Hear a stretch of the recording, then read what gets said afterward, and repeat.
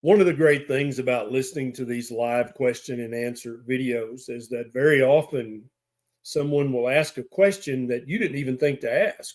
And you might not even consider something to be a problem for you. You're like, that's just how my life is. That's how my health is. And then someone asks a question and you're like, oh, so that can actually improve?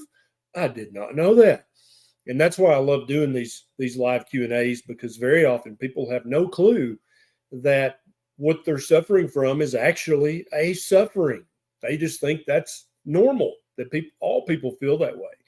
And so I hope that that happens for you today. Whether you're live and whether you're watching the replay, I think that very often listening to these will reveal to you a new way to feel better, to get healthier, to improve your health, both physical health and mental health.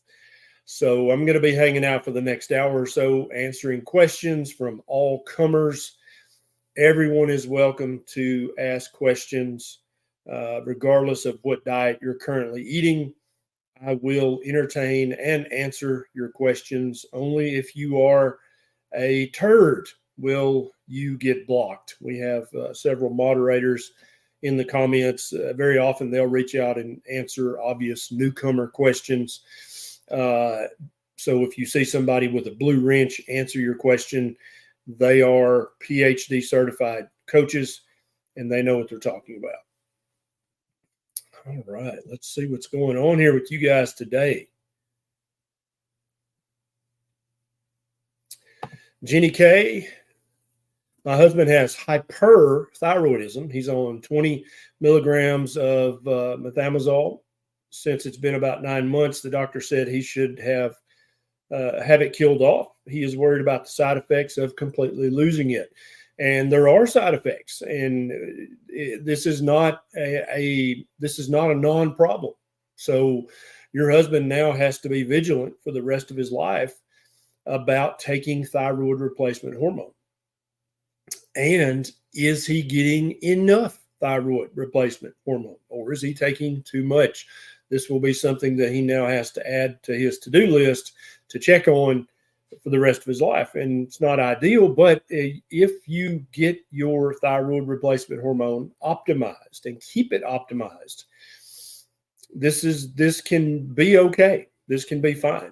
It does take a little extra work thinking about your health. Typically, people don't have to think about whether their thyroid's working or not, but your husband will have to now, and that's okay. So it is a pain in the butt, but it's going to be fine. He needs to find a doctor who's skilled in replacing thyroid hormone, who uses desiccated thyroid hormone replacement that actually has real T3 in it, real T4. That's very important. All right. Southern Joe's says, is garlic and cinnamon okay on a carnivore diet? Sure. Yeah. Now, cinnamon can be high in oxalates, and I'm not saying that you need garlic and cinnamon on a carnivore diet. I'm saying that if you enjoy the taste and you want to add a little, I think that's fine, keeping in mind that some people might have a mild, moderate, or severe inflammatory reaction to these two things. I'm able to definitely add garlic. I don't really like cinnamon, so I don't add it. I just broke my fast at just before this live with beef, butter, bacon, and eggs, and I added some garlic, some minced garlic to that. It doesn't seem to affect me at all.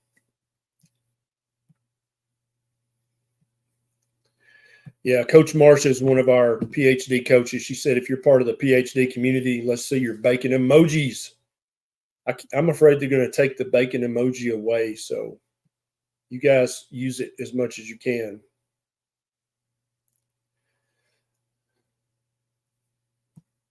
We're going to be talking about health, nutrition, medications, food, activity, lifestyle. We're not going to be talking about religion or politics. We might talk about poop. We might talk about sex, because those are health-related topics, but no religion, no politics. Rachel. Hello, do you know why I have extreme joint pain if I eat raw honey on carnivore? So for many people, they're sensitive to fructose, and honey has about the highest fructose content of anything known to mankind.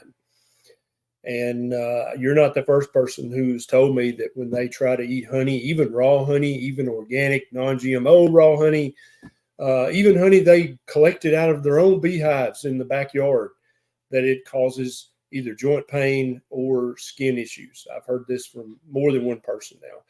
And I think that many people just can't handle that much fructose at one time. Some people will have diarrhea. Their gut is just it cannot tolerate a big fructose load, and they'll get diarrhea from this.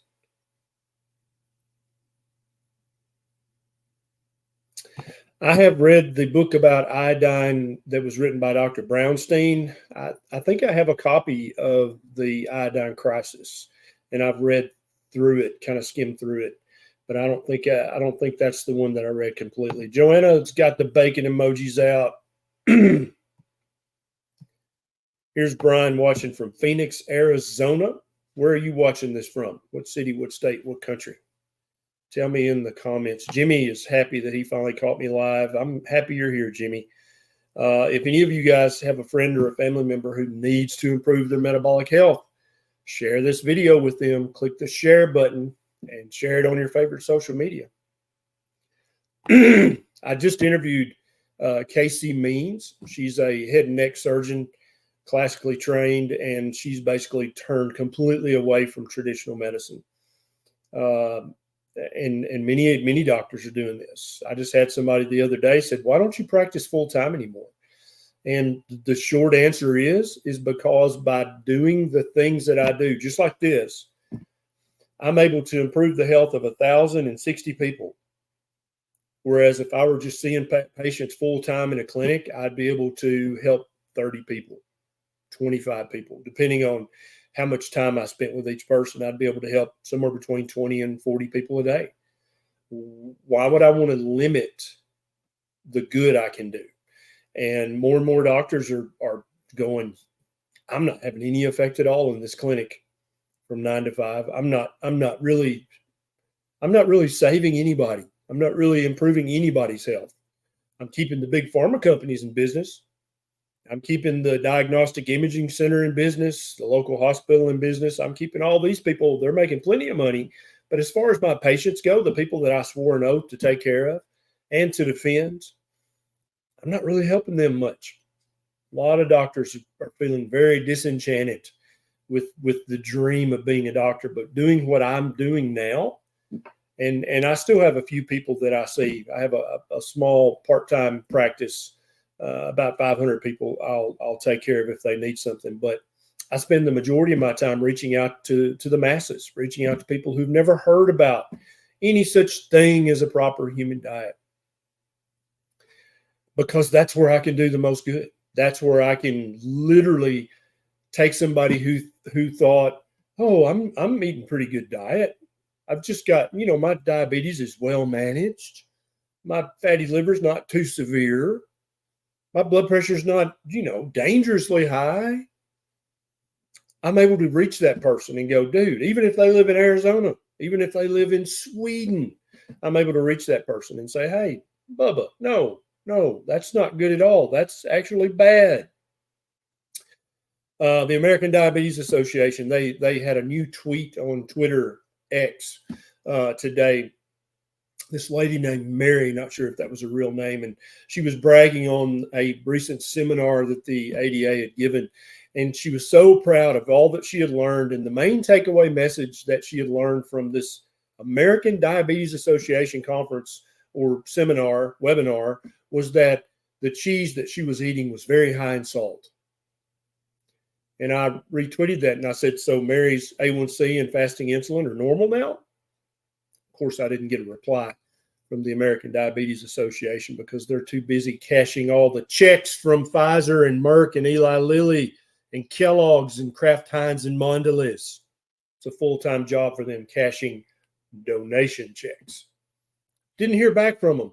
But if I could reach Mary, I hope Mary saw my tweet. And she's like, So what is the fasting insulin? I don't even know what that is. I mean, my A1C, they said it was okay at 7. Not okay, Mary. I hope Mary's watching this. That's not okay, Mary. And if they didn't check your fasting insulin, they did a half-assed job.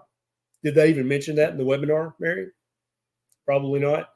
So I spend my days now reaching out to people who have never heard the good news that there is a proper human diet and that you can radically improve your health by eating it. And that's what Dr. Casey Means is doing well. If you haven't watched that interview with her, I think it's amazing. The last 2 interviews I've done are great.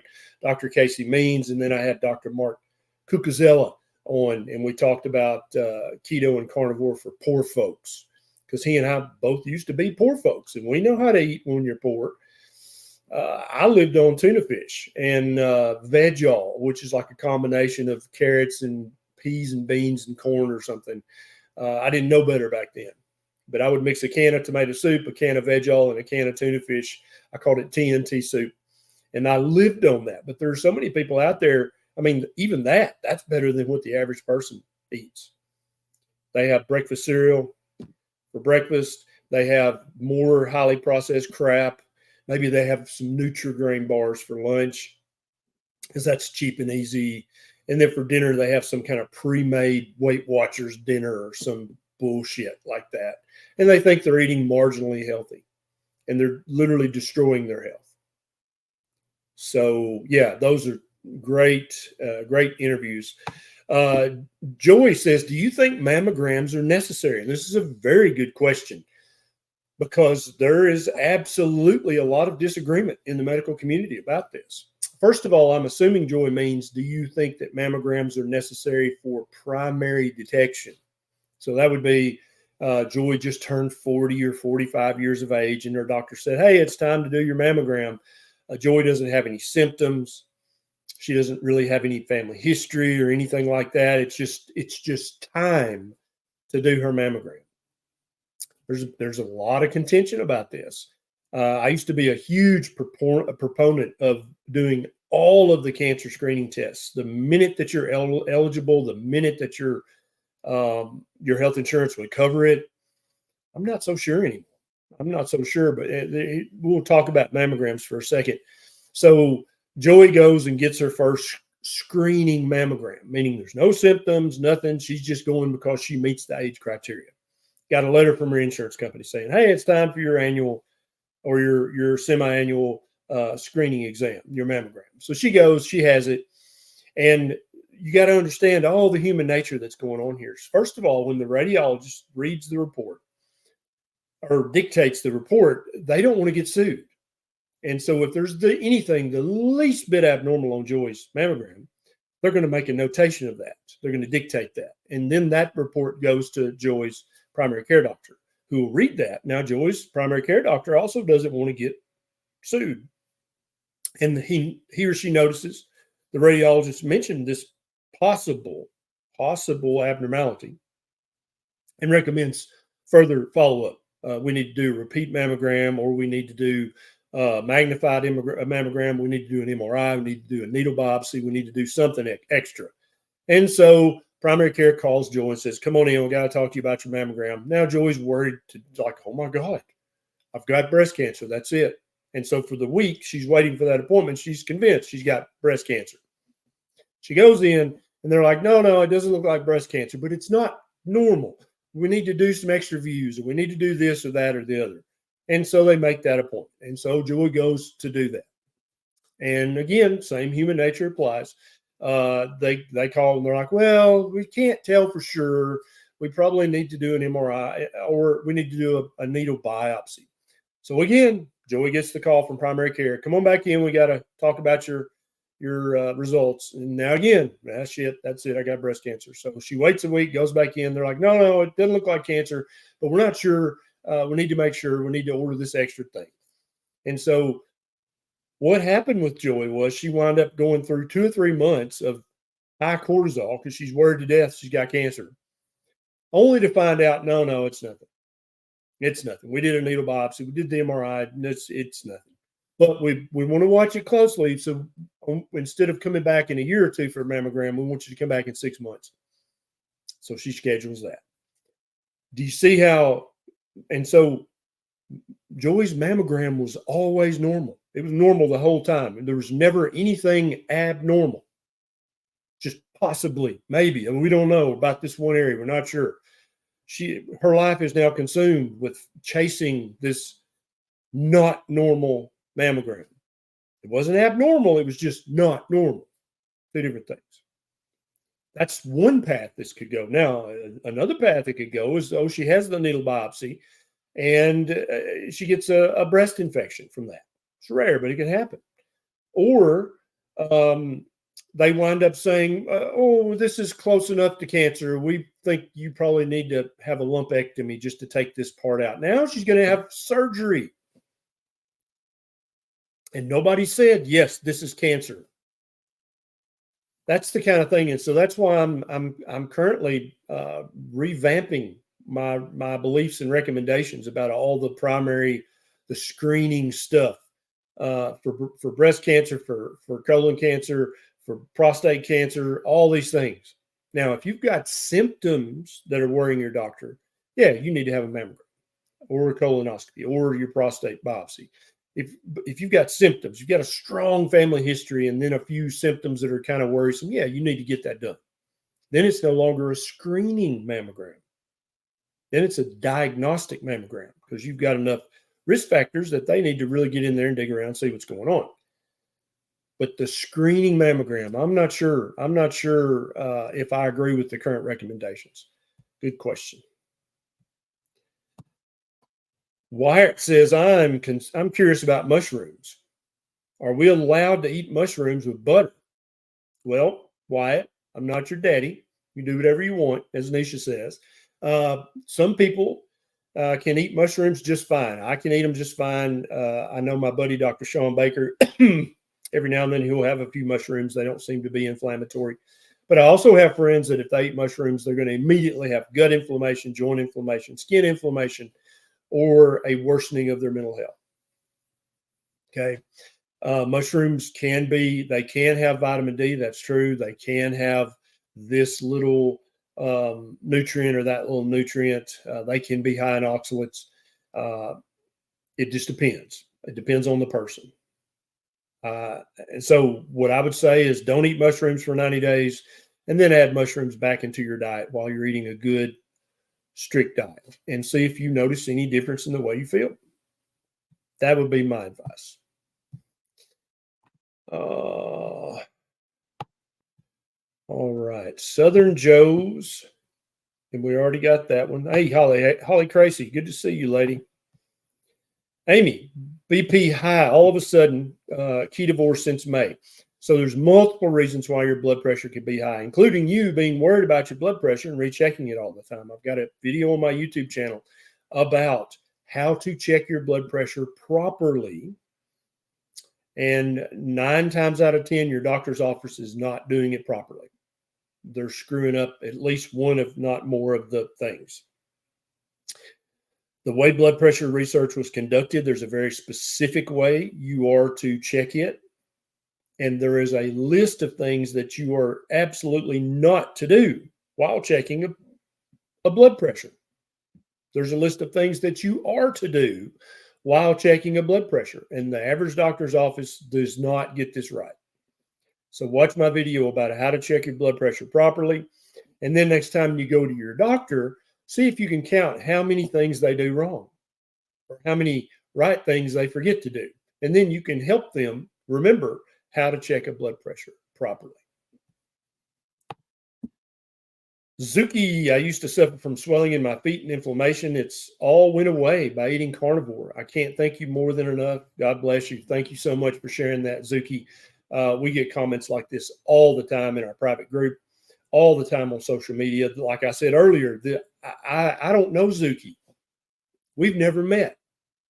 Yet I, as a doctor, have been able to reach out to Zuki through this crazy thing called YouTube, social media. And Zuki has been able to use me running my mouth to make this change in their health. It's freaking amazing. Freaking amazing. I'm so glad you shared that. Thank you. I love it when you guys share that kind of stuff. Thank you, Rakesha. Rikisha. Jennifer, carnivore looking to reverse osteopenia. What else should I do? Not buying into the calcium route. Yeah, taking a calcium supplement is not going to improve your bone strength at all. Okay. In most cases, if you just have osteopenia, I've got 3 different videos on my YouTube channel about osteoporosis, osteopenia. I got one about osteomalacia and one about bone health. So watch all those videos and apply every single thing I talk about in there. There are a few supplements that might help this, vitamin D3, K2 being the most prominent one. But this is all about your diet, and it's all about your activity level. Most doctors think, evidently, that your bones are just 80 or 90% calcium. And so to make your bones stronger, you need to take this calcium supplement. Or you need to take this other thing, this prescription medication that Boniva, Fosamax, Actonel, that's going to shove more calcium into your bones. That can increase your bone density, but bone density is not the same thing as bone strength. To increase your bone strength, you have to first realize that your bones are 50% protein. Protein. Yeah, half your bone weight is protein. And then the other half is all the other minerals and things in your bones. And calcium is in your bones, no doubt. But there are many other minerals in your bones as well if you're eating a proper human diet. So you want to get your carnivores excellent. You want to be eating plenty of collagen building blocks, collagen precursors. Now, that does not mean go out and buy a collagen powder. That's a waste of money. The cartilage on the end of chicken bones, all the little chewy things in chicken wings, the gristle in your steak, the membrane on the back of your ribs, the skin of the fish, all these things have literally those things are the best collagen supplements on the planet. And they're free. Most people throw them away. The little membrane inside of a boiled egg, you can peel that off. Pure collagen building blocks. All the protein in eggs, all the protein in meat. Yes, yes, yes, yes. That's the first part of this.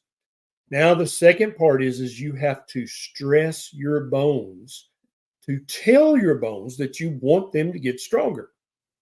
Okay? You can't just slap your leg and say, hey, femur, get stronger. The way you tell your femur to get stronger is by doing squats, deadlifts, lifting weights with your legs, and it can be body weight. So Jennifer, right now would be a great time for you to do stand-up sit downs. You're sitting there now, right? You stand up and sit down, and then you do that over and over and over as fast as you can until you get out of breath. That tells your femurs, which is connected to your hip. That tells your pelvis bones. That tells your lumbar spine bones to get stronger. The more you move heavy things, lift heavy things, including your body, and you're eating a protein-rich diet full of animal protein, that's what's going to completely slow down the progression of your osteopenia, and in most cases, completely reverse it back to normal. And you can read the comments on my videos about osteopenia, osteoporosis, osteomalacia, and bone health on YouTube. There's hundreds and hundreds of comments. And a lot of people, when they first watch the video, they're like, this is stupid. That ain't going to work. But then later on, they tried it, and then they come back to the video a year later, 2 years later, and they're like, yeah, you were right. That worked. People I've never met, never will meet. I'd like to meet them, but I probably never will. There's a lot of people on this planet. Have you checked lately? It's a lot of people. But they've improved their bone strength. And it does show up on a DEXA scan, a BMD. Their bone density also increases. But bone density is not the same thing as bone strength. That's why very often people taking Boniva, Actonel, Fosamax, they will wind up getting a fracture, even though their bone density got much better on the medicine. Because just because you increase the density of the bone does not mean you increased its strength. Good question. Ruben, is hemp protein powder okay to keep taking? Is spirulina and chlorella okay? Can we still cook with extra virgin olive oil? I'm new to the carnivore diet. So my question would be to you, Ruben, is why are you taking hemp protein powder? What do you think it's going to do for you that the protein in meat will not do for you? You may not have thought about that. You may have just been like, I really like the taste of this. It tastes super great, chocolatey, vanilla, whatever. And I like drinking a protein shake every day. And everybody says it's good for you. But how much are you paying for that hemp protein powder, Ruben? And is it giving you anything that your beef, butter, bacon, and eggs is not giving you? I'll answer that for you. No, it ain't. It ain't giving you nothing. All it's doing is costing you 40, 50 bucks a month or however much it costs. There's literally nothing in hemp protein powder that you cannot get from meat and eggs and seafood. Nothing, literally nothing. Good for you. You might be getting some stuff that's not good for you, but you're not getting anything that you're missing from the meat, eggs, and seafood. Okay. Spirulina and chlorella. What is it that you think that they're doing for you? I'd love if I could bring Ruben on the screen right now so he can answer these questions. What do you think that that's doing for you that meat, eggs, and seafood won't do for you? I don't know of a single thing, a single health benefit that you can get from wasting your money on spirulina and chlorella that you can't get from meat, eggs, and seafood. So if you like them and you believe in them and you want to keep wasting your money on them, they're probably not going to hurt you. But you're wasting your money on those. Now, extra virgin olive oil. Yeah, you can still cook at low temp with extra virgin olive oil if you just love that taste. But I would highly recommend you cook with butter and beef tallow and bacon grease. Because if you're going to be carnivore, why not cook with animal fat as well? Animal fats are not just fat. They're also full of vitamins and minerals. A lot of people don't realize that. Extra virgin olive oil. You hear a lot of press about the magic nutrition in it. But when you compare, you understand that, yeah, if you put extra virgin olive oil up against bacon grease, literal bacon grease from bacon you bought at the supermarket, and then cook the bacon and save the bacon grease, do you understand that bacon grease and extra virgin olive oil look almost the same fatty acid profile wise? Yeah. Bacon grease is full of monounsaturated fatty acids. It has more monounsaturated fatty acid than it does saturated fat. Good question. Future update from 637 pounds down to 277 pounds today. I'm back in 100% employment for the first time in 4.5 years. Worked my first 5 days this week. Was too fat and sick to work before. Y'all, listen to this. Carnivore for the Future, who's now so dedicated to this way of eating. See the before and after picture in the logo? Started a YouTube channel to share this. Weighed 637 pounds. Couldn't get out of the house to go to work. And started eating a carnivore diet. Meat and eggs. Yeah, just meat and eggs. That's it. Nothing magic. No magical prescriptions. No magical supplements. No chlorella. No spirulina. No hemp protein. Just meat and eggs. And has lost almost 400 pounds. And can now work again at the job that he loves. You understand how liberating that's got to feel? To be happy, to be able to put your own shoes on and tie your own shoes and put your own clothes on, not have to have a nurse assistant to help you dress. Because I guarantee you at 637 pounds, either a family member or a nurse assistant was helping him get dressed. Yeah. And to be able to put your own clothes on and go to a job and be productive. Think about that for a minute. There are so many people, I don't even know how many millions of people are on disability in the United States. And a lot of people think they're trying to milk the system, and I'm sure a few of them are. But the vast majority of them, guess what?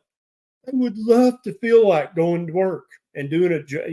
They don't want to go and work at some factory, the job that they hate. But if they could find a job they love and they physically and mentally felt like working, they would love to do that. They would boom, they would be back on the payroll in no time. It'd be hard to give up that free money. I know. But at the same time, to feel productive and to feel useful and to feel like part of the solution instead of part of the problem. Yeah, they'd be interested in that. And that's the kind of stuff that a carnivore diet can do for you. Ketovore can do it too. Keto with whole real foods. And if it's meat heavy, it can do that as well. Huzzah. Huzzah. Thank you, Blue Diamond Bill. Sherry, what about mushroom coffee? So a few years back, when we lived in our own farmhouse, the old one, before it was burned to the ground by somebody who's about to go to prison, I was a big fan. My good friend, Danny Vegas, said, dude, you got to try this mushroom coffee. Freaking love this stuff. I feel like a Superman when I'm on it. I'm like, okay, I'll give it a try. And it was tasty. Tasted good. I liked it. I couldn't really tell it did anything for me. And then I'm like, well, let me look into this. Maybe there's some research I don't know about. I couldn't find any research showing that coffee made from ground up mushrooms is any better than coffee made from ground up coffee beans. I hear in the nootropic community all the time, this mushroom lion's mane, oh, this one over here. It's, oh man, you would think that if they really had this kind of astounding effect, that somebody would have spent the money to do at least semi-controlled trial to show this. Just like the pomegranate company, they wanted to sell a lot of Palm Wonderful. And so they paid researchers to do a study, and the researchers tortured the data enough till they finally got it to say, yeah, it looks like it decreases inflammation or something. And they published that. It probably cost $2 million to get that done. But if somebody really wanted to make $1 billion selling mushroom coffee, they would pay $1 million or $2 million to get a study done to show, oh, look, yes, boom, black and white, it does this. I can't find any meaningful research. And I'm like, wow, I did not know. So if you like mushroom coffee, I don't think it's going to hurt you. But do I think, and it's virtually always more expensive than just coffee. I don't think it's worth the money. But I'm happy to be proven wrong. If there's been some research done, please send it to me. Lacey, how do I lower my GGT? It's been 122. Otherwise, liver enzymes are fine. I had a baby that was trapped on my right side, necornuate uterus. Her head was up near my liver, or before carnivore, could have been high fructose corn syrup. Could be either one of those things. Now, keep in mind that GGT, we think of it as a marker of liver inflammation or liver damage, and it is that. But it also can be elevated from many other things as well.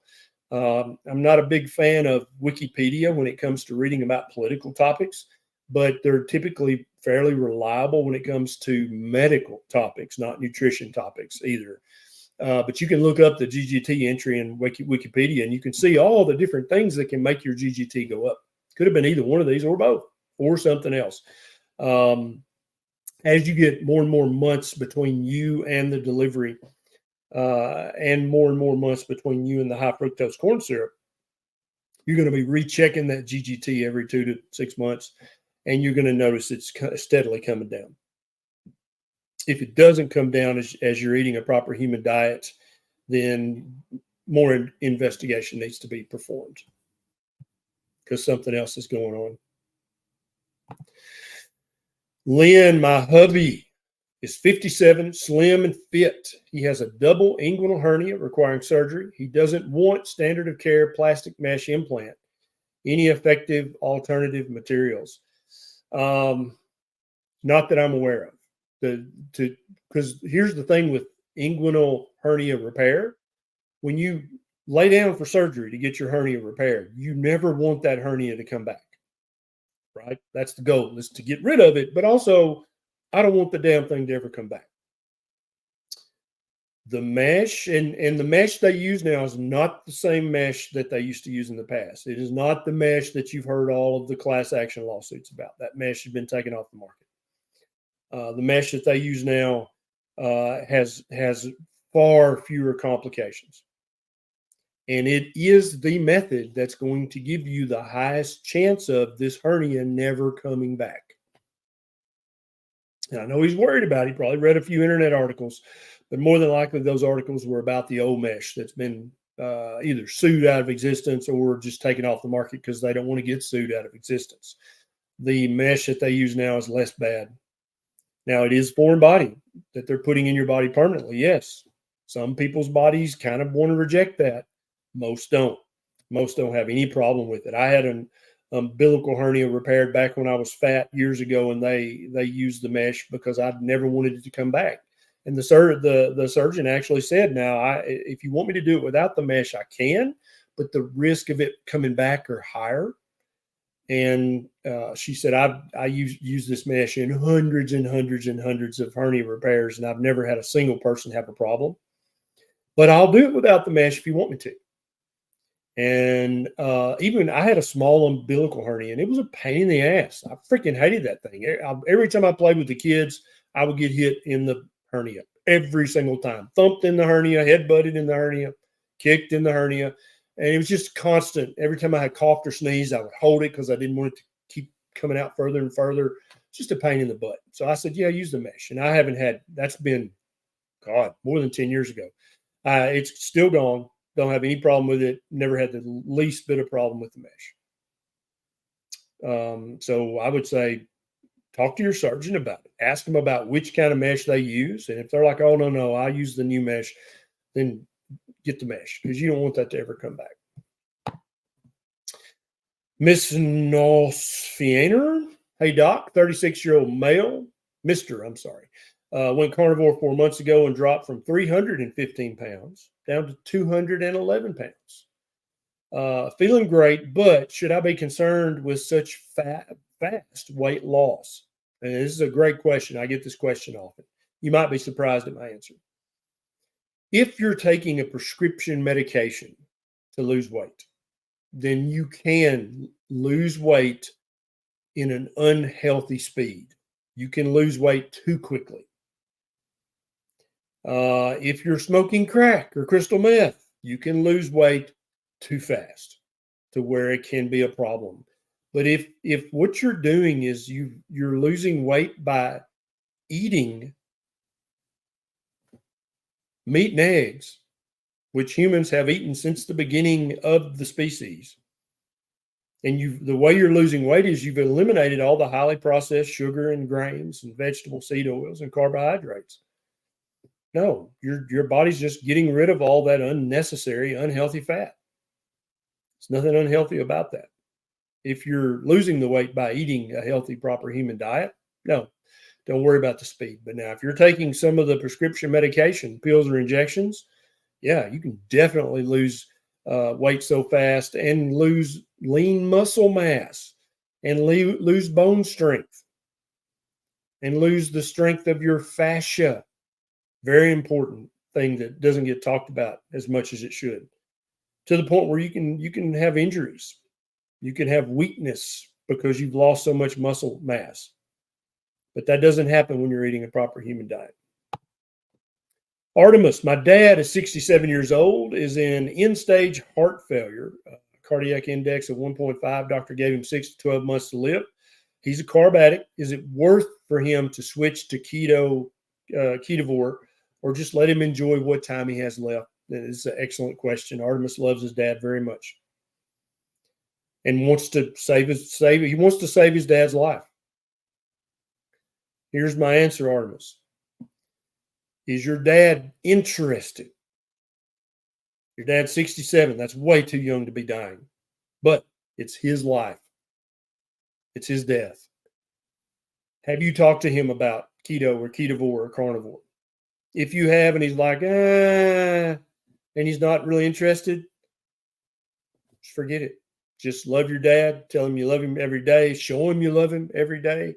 And basically love him out of this world until he goes to heaven. But if he's interested at all, it's like, do you really think this would work? I mean, I would try it if you thought it would work. Then 100% over the next 30 days, convert your dad to keto, then ketovore, and then to carnivore. There's tons of research showing that the heart muscle beats more efficiently, more thoroughly, more strongly on ketones than it does on glucose. Heart failure patients invariably get better when they're in ketosis. Their heart beats better. Absolutely. Absolutely. Ketovore, high-fat carnivore, absolutely. If he's interested, then you basically spend every minute of every day that you can teaching him how to eat a proper human diet. Yes, yes, yes, yes. You could turn his 6 to 12 months into 6 to 12 years. If he's interested, and it's not going to be a fight. You're not going to try to make him do it. That's not how you do it. But if he's interested, if he's eager, hell yes. Absolutely. Thank you, Monica. Being with Cosmos. 33 days of carnivore, just beef, water, and salt. So that's the Lion diet. I've lost 11 kilograms. That's 25 pounds. After a dry fast of 48 hours, I got 88 parts per million breath ketone meter.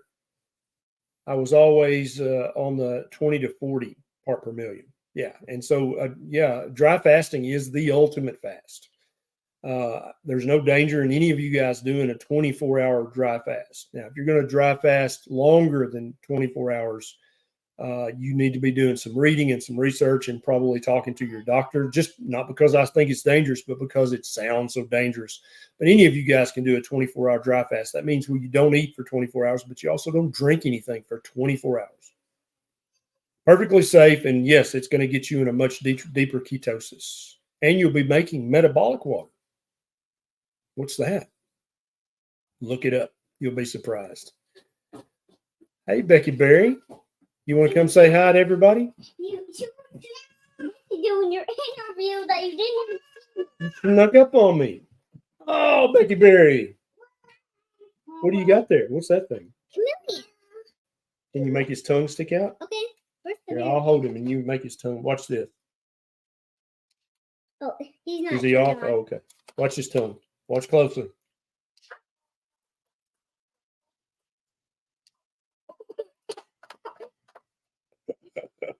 How cool is that?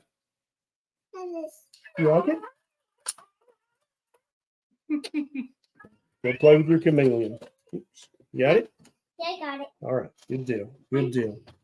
I told Lovey that its eyeball is very breakable. Yes, you got to be careful. Yeah. That's right. Go, take it in a second. Up. Well, cooking up.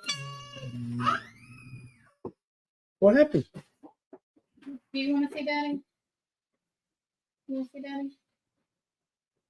I don't know what The space. Will cutting up raw grass-fed beef liver and taking it like a pill have the same benefit? Absolutely yes. Absolutely yes. I do not like the taste, and I'm unable to chew the liver raw or cooked. I've been trying this 3 times a week, and I feel great. Yes, this is a great way to take liver. For any of you guys who are like, I just can't enjoy liver. Some people actually, they cut it up, and then they freeze the little bits because you can taste it less if it's frozen. And also, it's more like a pill, and they just pop them in and wash them down. Yeah, it's a great way to get your liver. Can you say hi? No, she's very shy. She's not shy. Thank you, John D. Newbie. What is your advice for someone trying to be full carnivore but has a massive sweet tooth? Just everyday willpower until you make it and maybe get past it. Oh, bless you. See this face? You want to go to Mama? You want your bubble? She wants some goat milk. There's your goat milk. Get out of here. Let's stop calling it a sweet tooth, newbie. Let's call it what it is. Who knows what it is? What is it called? Sugar addiction, newbie. You're a sugar addict. It's fine to say that. Don't be ashamed of that. I actually want you to be proud of that. I want you to start telling people that when you go to eat with family dinner or go to a restaurant. I want you to start saying, look, I'm a sugar addict, okay? So don't try to tempt me with dessert. Don't say any of that kind of stuff. Don't bring the dessert tray over here. I'm a sugar addict. I have a sugar addiction. It's a real problem, okay? So please tell your waiter, tell your waitress, tell your family members, look, I've got a sugar addiction. I'm trying to break it. Could you help me by not offering me grandma's lemon pie, please? Keep it on that end of the table. You've got to break this addiction, newbie, and it's just like a cigarette addiction. It's just like an alcohol addiction. It's just like a crack cocaine addiction. It's going to take 3 to 21 days of you trying to keep yourself distracted as much as you can. You want to be, because there's two things going on here. You have real hunger once a day, twice a day. You're truly hungry. But right now, that sugar addiction, it feels to you just like hunger. And you fix them both by doing the same thing, eating, right? So what you're going to do is when you start to feel hunger, you're going to eat as much meat and eggs and seafood as you can. You're going to eat until you can't eat another bite. And then if you're still hungry, but you're only hungry for the cookies or the cake or the pie, then you know that's not true hunger. And then you ask yourself this question, okay, newbie, you want some more ribeye? No. You want some more eggs? No. You want some more bacon? Nah. You want some more tuna? Nah. All I want is those cookies. That's bullshit. Sugar addiction is what that is. That's how you tease it out, is you eat the carnivore foods until you can't eat another bite. And then if that little asshole of a voice is still saying, yeah, but there's cookies, that's the sugar addict talking. And it's going to be easier for you to say no to the sugar addiction if you're also not hungry at the same time. That helps a lot of people a lot. Also, making sure you've got an electrolyte supplement. Sometimes that helps. Sometimes a pinch of salt on your tongue when you're really craving the sugar. Sometimes that'll confuse the little voice and knock the edge off of it. But also realize each day that voice is going to get more and more distant. That craving is going to get less and less severe. Each day you stick with this. And you might flub up a time or two. And if you do, good, I'm glad. I don't want you to do it on purpose. But if you do screw up and eat the cookies, that's part of the cycle of breaking the addiction, is accidentally screwing up, because it reinforces the fact that you, my friend, in fact, have a real problem. You might love ribeye steak, but if I said, hey, I'll give you $1,000 if you can go a month without eating ribeye, you'd be like, I can do that. But if I said, hey, I'll give you $1,000 if you go a month without eating anything with sugar in it, you'd be like, I'll try. I need $1,000, but I don't know. That's addiction. You offer the average meth head that here's $1,000 if you don't smoke meth for a month. I'm safe. I'm going to keep my money. They're not going to be able to do that. They're addicted. They'll try for 2 or 3 days. So keep in mind, newbie, about that third day is when it's really going to be talking to you. And that's when you're going to break the cycle by getting up out of your chair, going outside, going for a walk, do some jumping jacks, do something that you're not used to doing. You got to break the frame so that you're not just sitting there stewing in the addiction, knowing where those damn cookies are. Got to break that. First thing is get everything with sugar in it out of your house, get it out of your car, get it out of your office, and tell everybody you know, I'm a sugar addict and I'm trying to break the habit. I don't want to have to go to rehab. Will you please help me by not tempting me? A lot of people are ashamed of it and they hide it, and they won't tell their spouse that they're trying to break their sugar habit. They won't tell their mama. They won't tell their coworkers. You need to be brave and proud and tell everybody in your circle of influence, I'm a sugar addict. I'm trying to break it. Please help me. Please help me. People will help you.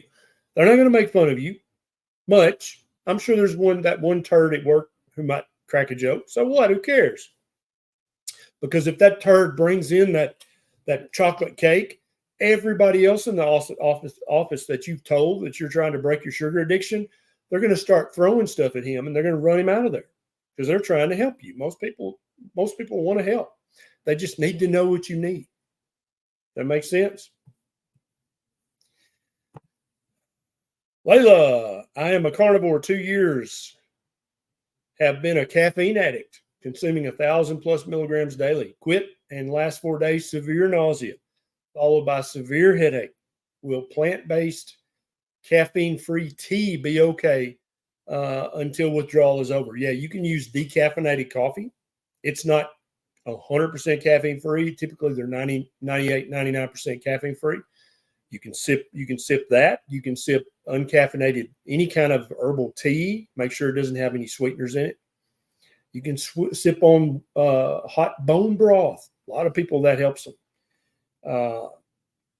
Yeah, until you break this. Caffeine is just as bad for some people as sugar, just as bad as some people for alcohol or tobacco, as far as being able to break the habit, because it sucks, especially if you do it cold turkey. Now, I've done this. I went 90 days with no caffeine at all. And in the middle of that, I did 30 days with no coffee at all, no coffee or tea, just to make sure that I wasn't addicted to caffeine and thinking that coffee and tea was helping me when it really wasn't helping me. It was just the addiction tricking me. So I did 90 days of decaf coffee, but in the middle of that, I did 30 days with no coffee or tea whatsoever.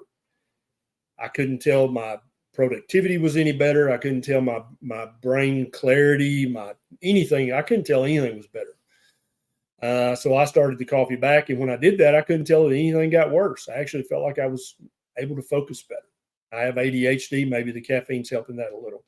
But I think some people should do this and break their caffeine habit, so then they can know for a fact, yes or no, does coffee help me, or am I just addicted to the caffeine? But those are some tricks. Una, I'm carnivore-ish, just quit my tobacco product and am gaining weight. Yes. What can I do to stop the weight gain? So stay on carnivore as strictly as you can. The ish part, okay? If your ish is a few low-carb nuts or a few low-carb spices or a few low-carb veggies, if that's your ish, you're not going to gain much weight on carnivore. Half of the weight you gain is going to be muscle and bone strength and connective tissue strength. But if your ish is fruit and honey, or your ish is dessert, or even keto treats, keto cookie, cake, pie, pancake syrup, it says keto on the label. Yeah, you're going to gain some fat. Yep. And so make sure that the ish is just some spices. My wife is Ketovore, which is basically carnivore-ish. She'll have meat and eggs and have a little bit of garlic, a little bit of minced onion, every now and then a little bit of some kind of spice like that. Just enough veg to give it a little color. She loves sofrito. She's Puerto Rican. She loves pesto, stuff like that. Just enough for flavor, not enough so it's a ton of carbs. But yes, nicotine and caffeine both will suppress your appetite. It'll make you not feel hungry when you probably should have eaten. And that's why the classic picture of the old smoker is somebody that's their skin looks like leather and they weigh 100 pounds because they just don't ever eat real food. They're typically coffee drinkers too. So coffee and then nicotine and caffeine, you can go a lot of hours a day fasting because you're just not hungry. And that fasting is part of the reason why some people can smoke and live till they're 95. Is because the caffeine and nicotine, they were basically fasting, doing long fasts every day. And when they did eat, they only ate a very little bit. Because tobacco is not good for you. I don't think coffee's good for you. I also don't think coffee's bad for you. But tobacco's flat out bad for you. Even the organic tobacco. Don't even come at me. Yes. Don't inhaling smoke of any kind from any weed, whether it's cigarweed or some other kind of weed. And tobacco is a weed. Tobacco will grow in the ditch. Okay, that's a weed. Inhaling the smoke from anything is not good for your lungs, not good for your heart. Sorry if that hurt anybody's feelings. But yeah, you might gain 5 or 10 pounds, but you're not going to gain like 40, 50, 60 pounds like you would have back when you were eating a high carb, highly processed diet. But you might gain 5 or 10. But keep in mind, half of it's going to be muscle and bone and connective tissue. Don't worry. But please quit smoking. Any of you guys, if you're still smoking, please switch to vaping immediately. It's much less harmful, and it's much easier to wean it down and quit it than it is cigarettes. And there's research to back up everything I just said. So come at me if you dare. All right. LC from Gloucestershire. I'm sure that's not how you pronounce it. It's probably Gloucestershire. Is that right? They tend to forget to pronounce the middle few syllables of place names like that. Dr. Berry, thank you for everything you do. Started Carnivore July of 23. Thanks to you and other docs in this space. Changed my life. Appreciate you. Thank you, LC. I bet it's Gloucestershire. Gloucestershire. I don't know. I'd like to visit there, though. Blue Diamond Bill, Carnivore for 5 months, having leg cramps when I wake up. Take 1 to 2 scoops of Relight throughout the day. Not sure how much is too much. The way you know, Blue Diamond Bill, is do you have diarrhea after you take your Relight? If your answer is no, I'm not having diarrhea, then you're doing 1 to 2 scoops, do 2 to 3 scoops. And keep slowly increasing that until either A, the leg cramps go away, or B, you get diarrhea. When you get diarrhea from it, then you back up a little bit. Now, if you keep having cramps, then you, even though you're using 2, 3, 4 scoops of Relight a day, then you may just not be, you may not be getting enough calcium. You need to watch my eggshell video on YouTube. And then if that doesn't fix it, you fix your magnesium, you fix your potassium, you fix your sodium, and you fix your calcium, and you're still having leg cramps, you need to go see your doctor. You may have arterial blockages. Thank you, Sharon. Sue Bandy, 59 years old, Ketovore, 18 months, routine blood work, cholesterol 272, HDL 85, trigs 53, LDL 176. Doc wants a statin. Well, good. Let your doc take a statin then. 18-hour fast and glucose is 111. Any thoughts? Yeah. What was your A1C and your fasting insulin? For all you guys, anytime your doctor is going to check your lipid panel, you need to politely insist, start politely, that they also check an A1C and a fasting insulin, because the results of those 2 tests are much more important than what your LDL cholesterol is. They're also much more important than what your glucose is. I want to know what your A1C and fasting insulin is, Sue Bandy. That's going to tell me what I need to know. I can see your HDL and triglycerides are splendiferous. But I need to know your A1C and fasting insulin. That's going to help me to help you. Your fasting glucose of 111 may mean something, or it may mean nothing whatsoever.